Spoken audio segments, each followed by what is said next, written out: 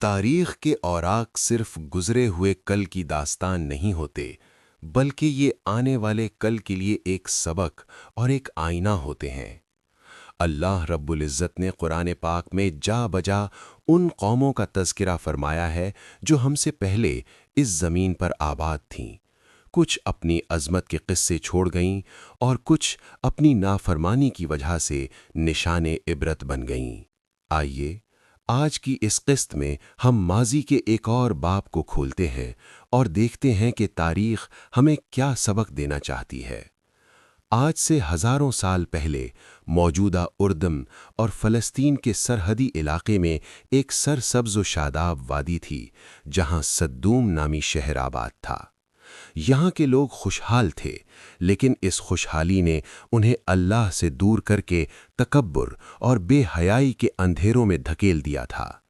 حضرت لوط علیہ السلام کو، جو حضرت ابراہیم علیہ السلام کے بھتیجے تھے، اس قوم کی ہدایت کے لیے بھیجا گیا۔ قوم لوط نے وہ گناہ ایجاد کیا جو انسانی تاریخ میں پہلے کبھی نہیں دیکھا گیا تھا۔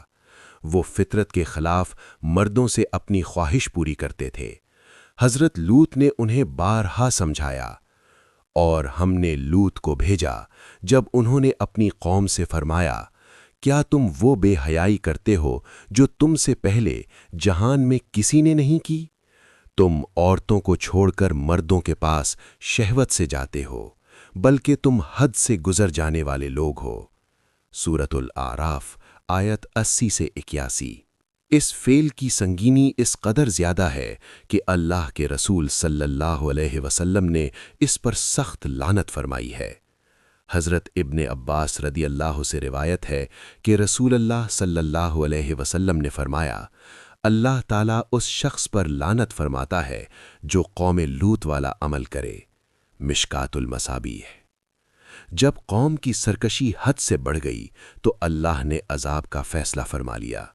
انسانی شکل میں 3 فرشتے بشمول حضرت جبرائیل علیہ السلام پہلے حضرت ابراہیم کے پاس گئے اور پھر صدوم پہنچے۔ جب یہ خوبصورت نوجوان حضرت لوط علیہ السلام کے گھر مہمان بنے تو بدکار قوم نے ان کے گھر کا گھیراؤ کر لیا۔ حضرت لوط علیہ السلام نے پریشانی میں فرمایا، کاش کہ مجھ میں تمہارے مقابلے کی قوت ہوتی یا میں کسی مضبوط قلعے کی پناہ لے سکتا۔ سورۃ الہود آیت نمبر 80۔ فرشتوں نے حضرت لوط کو تسلی دی اور فرمایا کہ بیٹیوں اور اہل ایمان کو لے کر راتوں رات بستی سے نکل جائیں۔ صبح ہوتے ہی عذاب الہی نے اس قوم کو اپنی لپیٹ میں لے لیا۔ اللہ کا فرمان، پھر جب ہمارا حکم آ پہنچا ہم نے اس بستی کو الٹ دیا، اوپر کا حصہ نیچے کر دیا اور ان پر کھنگر کے پتھر برسائے جو تہ بتہ تھے۔ سورۃ الہود آیت 82۔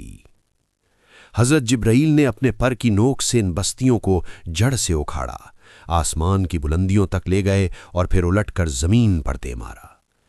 اس کے بعد نشان زدہ پتھروں کی ایسی بارش ہوئی کہ کوئی سرکش زندہ نہ بچ سکا۔ آج بحر لوط یا بحیرہ مردار اس قوم کی تباہی کی گواہی دے رہا ہے۔ یہ زمین کا سب سے نچلا مقام ہے جہاں نہ مچھلی زندہ رہتی ہے نہ پودے۔ قرآن ہمیں پکار پکار کر کہتا ہے، بے شک اس واقعے میں بصیرت والوں کے لیے بڑی نشانیاں ہیں۔ سورۃ الحجر آیت 75۔ معزز ناظرین، پچھلے زمانے کے یہ قصے ہمیں صرف معلومات دینے کے لیے نہیں بلکہ ہمارے ایمان کو تازہ کرنے اور ہمیں اپنی اصلاح کی فکر دلانے کے لیے ہیں۔